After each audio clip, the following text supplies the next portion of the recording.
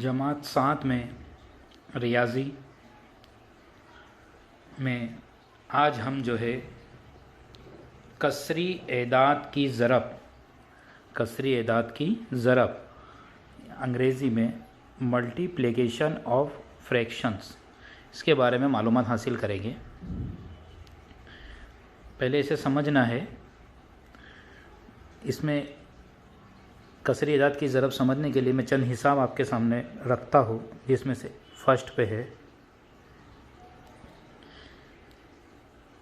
7 × 3/5, 3 के बटे में 7। 4 स्टेप से या 5 स्टेप से आपको इसको समझाऊंगा अलग अलग तरीके से। सिर्फ आपको ध्यान देना है तो इंशाल्लाह बहुत आसानी के साथ आपको समझ में आ जाएगा। तो सबसे पहले इस तरीके को हम लेते हैं, तो इसको हल करेंगे हम। ये रकम उतारेंगे 7 × 3/5 यानी 7 × 3/5 इक्वल, इसके बटे में कुछ दिखाई नहीं दे रहा है, समझना क्या है, 1 है। तो ज़रब के अंदर होता क्या है, ये ऊपर ऊपर की ज़रब होती है और नीचे नीचे की ज़रब, यानी शुमार कुनिंदा की ज़रब और नसब नुमा की ज़रब। यानी 7 × 3 बटे में 1 × 5, ठीक है। 7 का 3 के साथ ज़रब, 7 या 21 और 5 एका 5। यहाँ तक समझ में आ गया। उसके बाद अगर नीचे की रकम छोटी है और ऊपर की रकम बड़ी है, यानी नसब नुमा जो है वो छोटा है शुमार कुनिंदा से, तो नसब नुमा को एक ही मरतबा लिखना है और इसे मखलूत कसर में जो है वो तब्दील करना है। तो मखलूत कसर में तब्दील करने के तरीका जो है, या तो इसको ज़रब में देखो कि कहाँ तक आता है, या तो तकसीम से दे दो, दोनों तरीके। तो 5 चौक 20 होता है, दोनों तरीके मैं आपको बताऊंगा। तो 5 चौक 20 और 5 पंजे 25, 25 बड़ी रकम है, 20 छोटी है। तो 20 कहाँ पे आता है, 4 के मकाम पे। तो 5 चौक 20 वो सही के मकाम पे रखना है, और 20 में कितना मिलाएंगे तो 21 होगा, तो 1 मिलाएंगे तो 4 सही 1/5। ये आ गया हमारा जवाब। इस तरह करना है। इसके बाद वाले में मैं आपको बताता चलूँगा किस तरह करना है। एक हिसाब आपको समझ में आ गया। इसके बाद में जो है आपको दूसरा हिसाब समझाऊंगा, ध्यान देना है।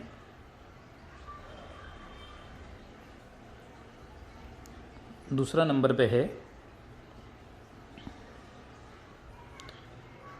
3 ज़रब यानी मल्टीप्लाई 5 सही 1/5, ये हिसाब है, ठीक है।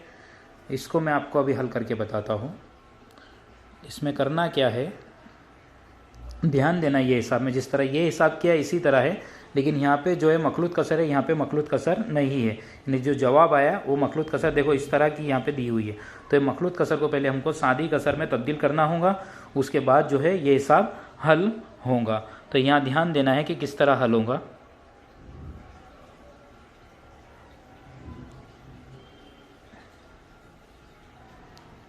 ये हिसाब पे ध्यान देना है। तो यहाँ मैं लिखता हूँ हल बराबर 3 ज़रब 5 सही 1/5। पहले मखलूत कसर को हल करना है।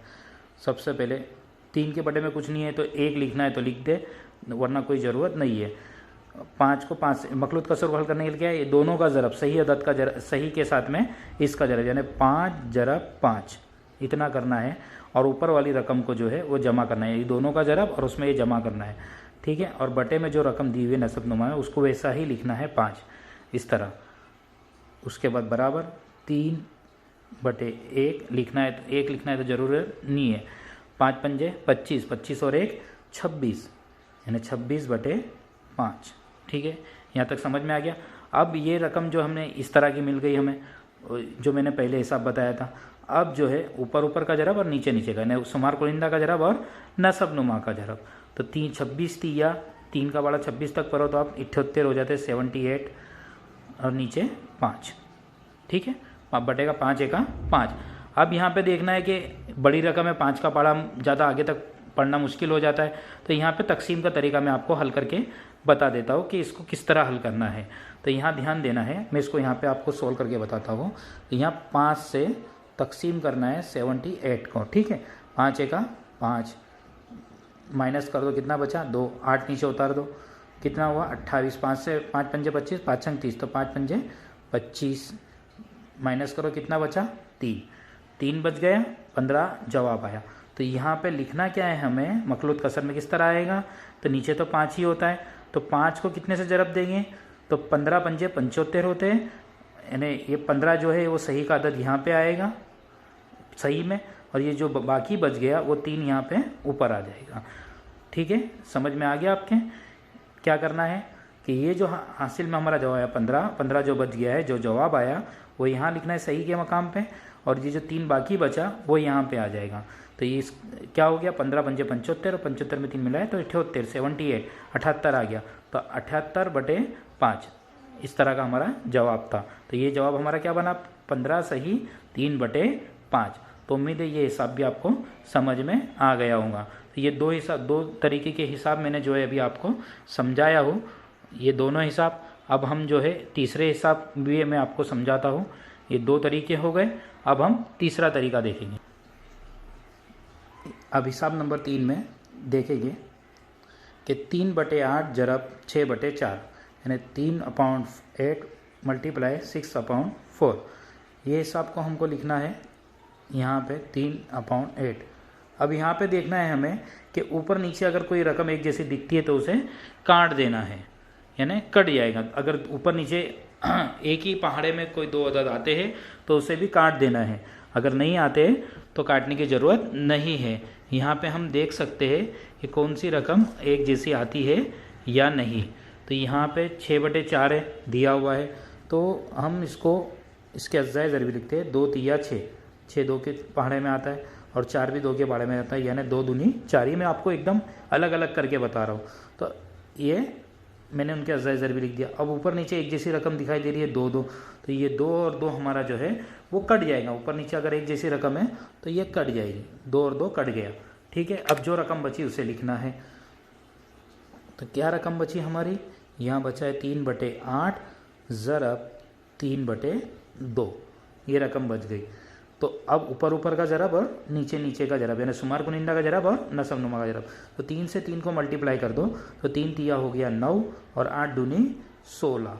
अब नीचे रकम जो है हमारी बड़ी नहीं आई, बड़ी रकम आई, छोटी रकम नहीं आई। तो इस कसर को हम मखलूत कसर में तब्दील नहीं करेंगे, क्योंकि नीचे मखलूत कसर में तब्दील करने के लिए जो है वो नीचे की रकम जो है वो छोटी होना चाहिए ऊपर की रकम से, यानी शुमार कुनिंदा से नसब नुमा जो है वो छोटा होना चाहिए। तो ये 3 नंबर का हिसाब भी मैंने आपको समझा दिया, स्टेप नंबर 3 ये कसरी एदाद की ज़रब में। अब हम 4 नंबर की तरफ चलते हैं। अब हम ये 4 नंबर हिसाब की तरफ आए, तो 4 नंबर हिसाब जो है हमारा ये है 3 सही 2/5 ज़रब 4/7। तो ये मखलूत कसर है, इसको पहले सादी कसर में तब्दील कर देंगे। मैंने आपको इस सादी कसर में तब्दील करने का तरीका बता दिया। तो ये कसर को मैं आपको यहाँ पे बताता हूँ सादी कसर में कैसा तब्दील करना है एक बार और, कि यहाँ दिया हुआ है 3 सही 2/5। तो इसको सादी कसर में तब्दील करने के लिए हमें ये दोनों का ज़रब यानी 3 ज़रब 5 और ऊपर वाले की जमा यानी 2, फिर बटे में 5। तो क्या आ जाएगा हमको, 3 पंजे 15, 15 और 2 17, 17/5 ये जवाब मिलेगा। जब इसको हम हल करेंगे तो हमें ये जवाब मिल जाएगा, यानी 17/5।